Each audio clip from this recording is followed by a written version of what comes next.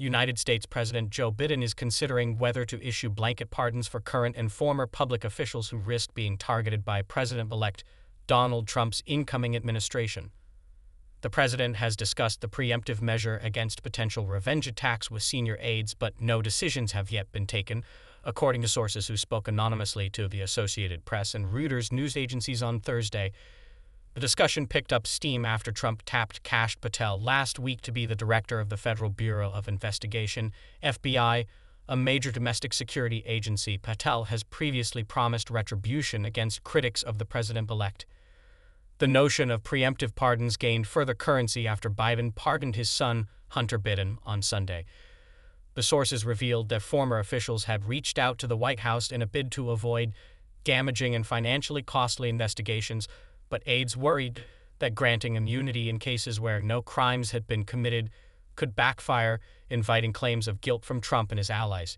In a news briefing on Thursday, White House Press Secretary Karine Jean-Pierre acknowledged that Biden was indeed considering further pardons, though she would not specify whether they were the rumored blanket pardons. The president is reviewing other pardons and commutations, Jean-Pierre said. As you know, commutations and pardons are usually done when it's the president's final term, historically around the holidays, though certainly there will be more to come. Anything outside of that, I would say, I'm not going to get into deliberations, private deliberations. Trump has previously circulated social media posts calling for the jailing of Biden, Vice President Kamala Harris, former Vice President Mike Pence, and others.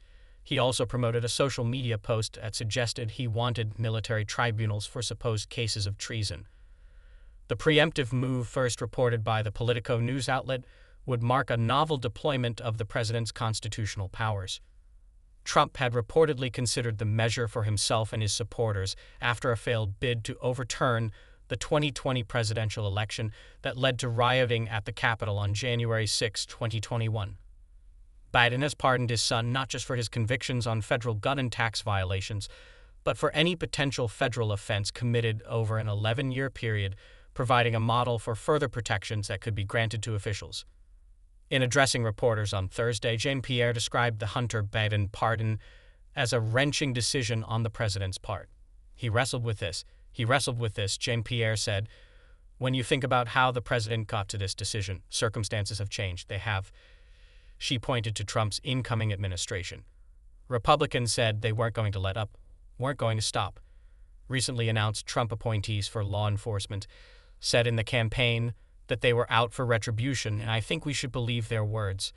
But Jean-Pierre avoided comparing the upcoming pardons to the one concerning Biden's son, instead invoking pardons Biden has given for marijuana-related offenses and antiquated laws regarding the LGBTQ+ community. The president has so far issued 20 individual pardons and 122 commutations. He's issued more sentence commutations at this point in his presidency than any of his recent predecessors at the same point in their first terms, Jean-Pierre said. As recently as April, if you go back a couple of months, the president issued 11 pardons, 5 commutations for individuals convicted of nonviolent drug offenses who demonstrated a commitment to rehabilitation, so there certainly will be more to say.